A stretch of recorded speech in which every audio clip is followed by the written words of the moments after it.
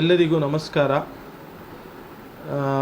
ಪ್ರಿಯಾಂಕಾ ಗಾಂಧಿ ಅವರದ ಒಂದು 8 ನಿಮಿಷದ ಒಂದು ವಿಡಿಯೋ ಹಿಂದಿಯಲ್ಲಿರೋದು, ಅದನ್ನು ಕನ್ನಡಕ್ಕೆ ಅನುವಾದ ಮಾಡಬೇಕಂತ ನಮ್ಮ ಪಕ್ಷದ ಹಲವಾರು ಮುಖಂಡರು ಹೇಳಿದ್ದರಿಂದ ಇವತ್ತು ನಾನು ಅವರ 8 ನಿಮಿಷದ ಭಾಷಣವನ್ನು ಕನ್ನಡಕ್ಕೆ ಅನುವಾದ ಮಾಡೋಕ್ಕೆ ಪ್ರಯತ್ನ ಪಡ್ತಾ ಇದ್ದೀನಿ.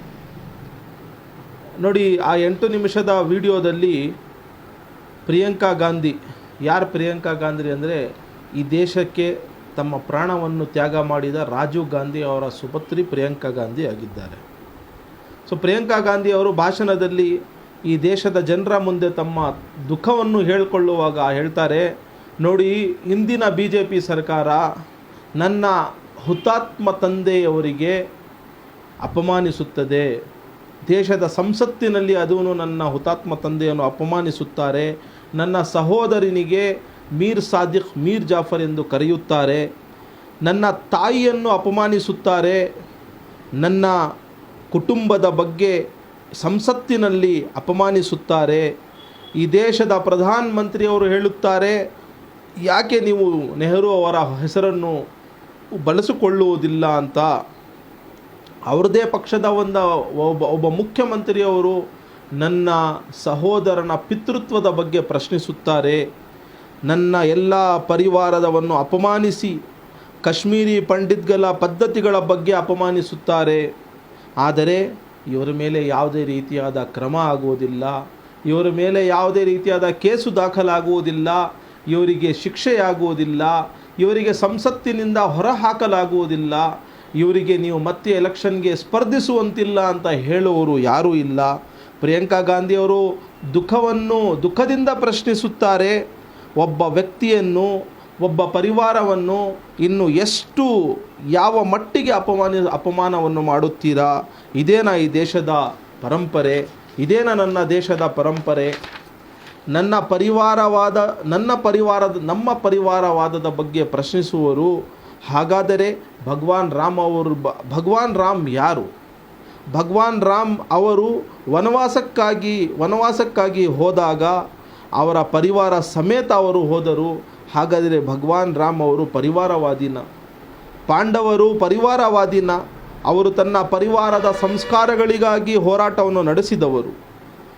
ಈ ದೇಶಕ್ಕಾಗಿ ನನ್ನ ಪರಿವಾರದವರು ಹುತಾತ್ಮರಾಗಿದ್ದಾರೆ.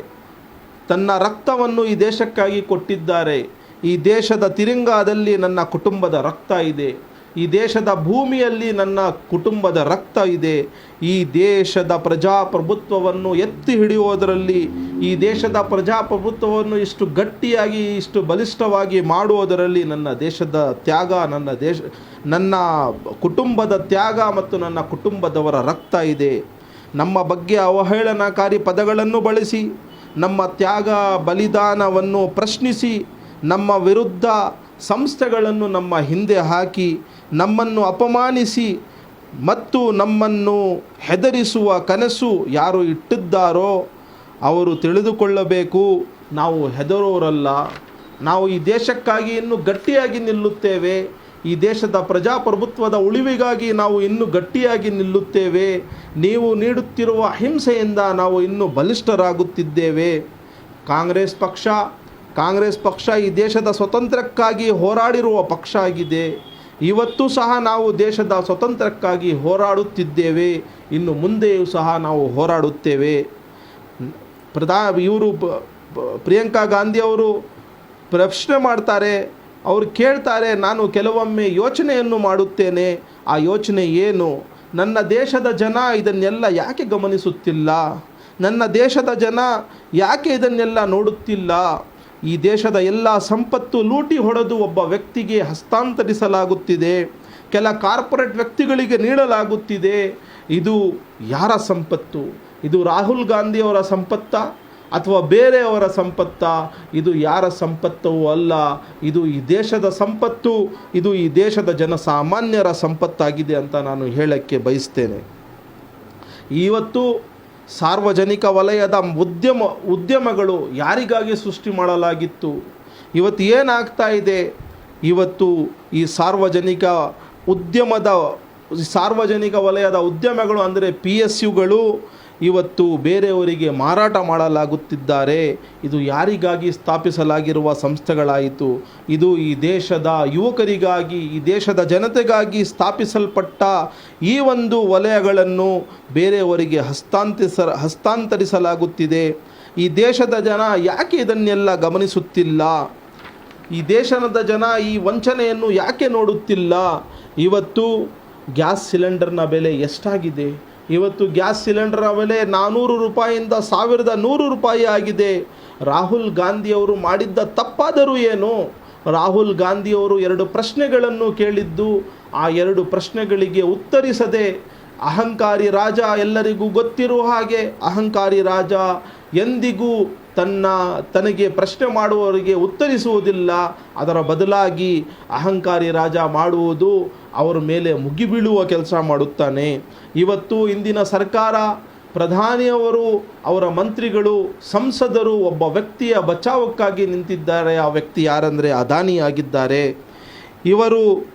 ಅದಾನಿಯವರು 20,000 ಕೋಟಿ ಹಣ ಈ ದೇಶದ ಕೆಲ ಶೆಲ್ ಕಂಪ್ನಿಗಳಲ್ಲಿ ಇಟ್ಟಿದ್ದಾರೆ. ಅದು ಬಂದಿದ್ದಾದರೂ ಎಲ್ಲಿಂದ? ಇದರ ಬಗ್ಗೆ ತನಿಖೆ ಯಾಕೆ ಆಗುವುದಿಲ್ಲ? ಈ ವ್ಯಕ್ತಿಯಾದರೂ ಯಾರು? ಯಾಕೆ ಇವರ ರಕ್ಷಣೆಗಾಗಿ ತಾವೆಲ್ಲರೂ ನಿಂತಿದ್ದೀರಾ? ದೇಶದ ನಿರುದ್ಯೋಗಿ ಯುವಕರು ನಿಮಗೆ ಕಾಣುತ್ತಿಲ್ಲವೇ? ದೇಶದ ಬಡವರು ನಿಮಗೆ ಕಾಣುತ್ತಿಲ್ಲವೇ? ದೇಶದಲ್ಲಿ ಹೆಚ್ಚುತ್ತಿರುವ ಬೆಲೆಗಳು ತಮಗೆ ಕಾಣುತ್ತಿಲ್ಲವೇ? ನೀವು ಇಷ್ಟು ದೊಡ್ಡ ಕೆಲಸಗಳು ಮಾಡುವವರು, ನೀವು ಇಷ್ಟು ಬಲಿಷ್ಠವಾದ ಜನರು, ನೀವು ಜನರ ಮುಂದೆ ಹೇಳಿಕೊಳ್ಳೋದು ನಾನು ತುಂಬ ಶಕ್ತಿಶಾಲಿ ಅಂತ. ಆದರೆ ನಿಮ್ಮ ಕೈಯಲ್ಲಿ ಸಿಲಿಂಡರ್ ಬೆಲೆನ ಕಡಿಮೆ ಮಾಡೋದಕ್ಕೆ ಸಾಧ್ಯವಾಗಿಲ್ಲ. ನೀವು ನಿರುದ್ಯೋಗಿ ಯುವಕರಿಗೆ ಕೆಲಸ ನೀಡುವುದಕ್ಕೆ ನಿಮ್ಮ ಕೈಯಲ್ಲಿ ಸಾಧ್ಯವಾಗಿಲ್ಲ. ಸಣ್ಣ ಪುಟ್ಟ ವ್ಯಾಪಾರಸ್ಥರಿಗೆ ಸಹಾಯ ಮಾಡಲು ನಿಮ್ಮ ಕೈಯಲ್ಲಿ ಆಗಿಲ್ಲ. ಹಾಗಾದರೆ ನಿಮ್ಮ ಈ ಸರ್ಕಾರ ಏನಕ್ಕಾಗಿ ಬೇಕು? ಬಡವರಿಗೆ ಮಟ್ಟ ಹಾಕಲು ನಿಮ್ಮ ಸರ್ಕಾರ ಇದೆಯೇ? ಅಡಾನಿಗೆ ಸಹಾಯ ಮಾಡಲು ನಿಮ್ಮ ಸರ್ಕಾರ ಇದೆಯೇ? ಇವತ್ತು ಸುಳ್ಳುಗಳನ್ನು ಹರಡಿಸಲಾಗುತ್ತಿದೆ. ಪ್ರಪಂಚದ ಅತಿ ಉನ್ನತ ಒಂದು ಯೂನಿವರ್ಸಿಟಿಗಳಿಂದ ನನ್ನ ಸಹೋದರ ಎಕನಾಮಿಕ್ಸಲ್ಲಿ ಡಿಗ್ರಿ ಪಡೆದಿದ್ದು ಅಂತಹ ವ್ಯಕ್ತಿಯನ್ನು ನಿಮ್ಮ ಪಕ್ಷದವರು, ಇಂದಿನ ಸರ್ಕಾರವು ಪಪ್ಪು ಎಂದು ಕರೆದರು. ಆದರೂ ಈ ಪಪ್ಪು, ನೀವು ಯಾರಿಗೆ ಪಪ್ಪು ಎಂದು ಕರೆದರೋ ಅದೇ ವ್ಯಕ್ತಿ ಪಾದಯಾತ್ರೆಯನ್ನು ಮಾಡಿದ್ದು, ಆ ವ್ಯಕ್ತಿಯ ಜೊತೆಯಲ್ಲಿ ಲಕ್ಷಾಂತರ ಜನ ನಿಲ್ಲುತ್ತಾರೆ. ಆ ವ್ಯಕ್ತಿಯ ಜೊತೆ ಲಕ್ಷಾಂತರ ಜನ ಹೋರಾಟ ಮಾಡಲು, ದೇಶದ ಐಕ್ಯತೆಯನ್ನು, ದೇಶದ ಅಖಂಡತೆಗಾಗಿ ಲಕ್ಷಾಂತರ ಜನ ಅವರಿಗೆ ಸೇರುತ್ತಾರೆ. ಈ ದೇಶದ ಪ್ರಧಾನಿ ಅಹಂಕಾರಿಯಾಗಿದ್ದಾರೆ. ಈ ದೇಶದ ಪ್ರಧಾನಿ ನನ್ನ ಮೇಲೆಯೂ ಸಹ ಕೇಸನ್ನು ಹಾಕಬಹುದು.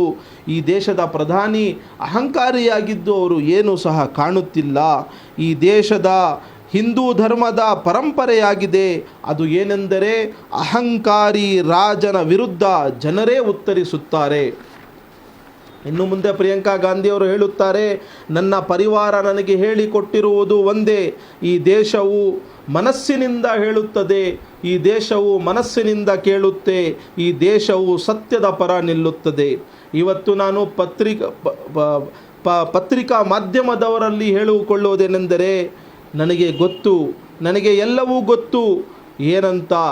ಇವತ್ತು ಮಾಧ್ಯಮದವರ ಮೇಲೆ ಯಾವ ರೀತಿ ಒತ್ತಡವನ್ನು ಹೇರಲಾಗುತ್ತಿದೆ, ನಿಮ್ಮ ಮೇಲೆ ಇರುವ ಒತ್ತಡವನ್ನು ನನಗೆ ಅರ್ಥವಾಗುತ್ತದೆ. ಆದರೆ ನೀವು ಜರ್ನಲಿಸಮ್ ಮಾಡುವ ಕಾಲದಲ್ಲಿ ಜರ್ನಲಿಸಮ್ ಮಾಡಿ ಮುಗಿಸಿ ಈ ಕೆಲಸಕ್ಕೆ ಬರುವಾಗ ನೀವು ಒಂದು ಯೋಚನೆಯನ್ನು ಇಟ್ಟಿದ್ದೀರಿ. ಆ ಯೋಚನೆ ಏನೆಂದರೆ, ಈ ದೇಶಕ್ಕಾಗಿ ನಾನು ಬರೀಬೇಕು, ಈ ದೇಶಕ್ಕಾಗಿ ನಾನು ನಿಲ್ಲಬೇಕು ಅಂತ. ಇವತ್ತು ನಿಲ್ಲುವ ಸಮಯ ಬಂದಿದೆ. ಇವತ್ತು ಎಲ್ಲ ಪ್ರತಿಪಕ್ಷದವರು ಒಂದಾಗಿದ್ದಾರೆ. ಅವರು ಒಂದಾಗಿರೋದು ಈ ದೇಶಕ್ಕಾಗಿ. ಇದು ಒಂದು ಒಳ್ಳೆಯ ಸಂದೇಶವಾಗಿದೆ. ಈ ದೇಶಕ್ಕಾಗಿ ನಾವು ಎಲ್ಲರೂ ಒಂದಾಗೋಣ, ಈ ದೇಶಕ್ಕಾಗಿ ನಾವೆಲ್ಲರೂ ಒಂದಾಗಿ ಹೋರಾಡೋಣ. ಈ ದೇಶದ ಜನ ಇದನ್ನು ಇವತ್ತು ಸಹ ಅರ್ಥೈಸಿಕೊಳ್ಳದೇ ಹೋದರೆ ತುಂಬ ಕಷ್ಟದ ಕಾಲ ಬರುತ್ತದೆ. ಇವತ್ತು ನಾನು ಗಾಂಧೀಜಿಯವರ ಸಮಾಧಿಯ ಹತ್ತಿರ ನಿಂತು ನಿಮಗೆ ಈ ದೇಶದ ಜನರಿಗೆ ನೆನಪಿಸಲು ಬಯಸುತ್ತೇನೆ. ಈ ದೇಶಕ್ಕಾಗಿ ಸುಮಾರು ಜನ ತ್ಯಾಗವನ್ನು ಮಾಡಿದ್ದಾರೆ, ಬಲಿದಾನವನ್ನು ಮಾಡಿದ್ದಾರೆ. ಇವತ್ತು ಇಲ್ಲಿ ನಮ್ಮ ಮುಂದೆ ಇರುವ ಸೇನೆಯ ಜನರು ಇವರು ನಮ್ಮನ್ನು ಕಾಪಾಡುತ್ತಿದ್ದಾರೆ. ಇದೇ ರೀತಿ ಇವರ ದೊಡ್ಡವರು, ಇವರ ತಂದೆ, ಇವರ ಅಣ್ಣ ತಮ್ಮಂದಿರು ಈ ದೇಶದ ಬಾರ್ಡರ್ನಲ್ಲಿ ನಿಂತು ಈ ದೇಶವನ್ನು ಕಾಪಾಡಲು, ಈ ದೇಶದ ಯುವ ಜನತೆಯನ್ನು ಕಾಪಾಡಲು, ಈ ದೇಶದ ಬಡವರನ್ನು, ಈ ದೇಶದ ಮಹಿಳೆಯರನ್ನು, ಈ ದೇಶದ ಬಡ ಜನರನ್ನು ಕಾಪಾಡುವುದಕ್ಕೆ ಅವರು ಬಾರ್ಡರ್ನಲ್ಲಿ ನಿಂತಿದ್ದಾರೆ. ಈ ದೇಶವನ್ನು ಕಾಪಾಡೋಣ. ಈ ದೇಶದ ಐಕ್ಯತೆಗಾಗಿ, ಈ ದೇಶದ ಜನರಿಗಾಗಿ ಸತ್ಯದ ಪರವಾಗಿ ನಾವೆಲ್ಲರೂ ನಿಂತೋಣ. ನಾವು ಯಾರಿಗೂ ಹೆದರೋದು ಬೇಡ. ಈ ದೇಶದ ಸಂವಿಧಾನದ ಒಳತಿಗಾಗಿ ನಾವೆಲ್ಲರೂ ಒಂದಾಗೋಣ ಅಂತ ಈ ಅವರ 8 ನಿಮಿಷದ ಈ ಅನುವಾದ ಆಗಿರುತ್ತದೆ. ಈ ಅನುವಾದದಲ್ಲಿ ಸ್ವಲ್ಪ ಹೆಚ್ಚು ಕಡಿಮೆ ಏನಾದರೂ ಆಗಿದ್ರೆ ತಾವೆಲ್ಲರೂ ಶ್ರಮಿಸಬೇಕಂತ ನಾನು ಕೇಳ್ತೀನಿ. ಜೈ ಹಿಂದ್, ಜೈ ಭಾರತ್.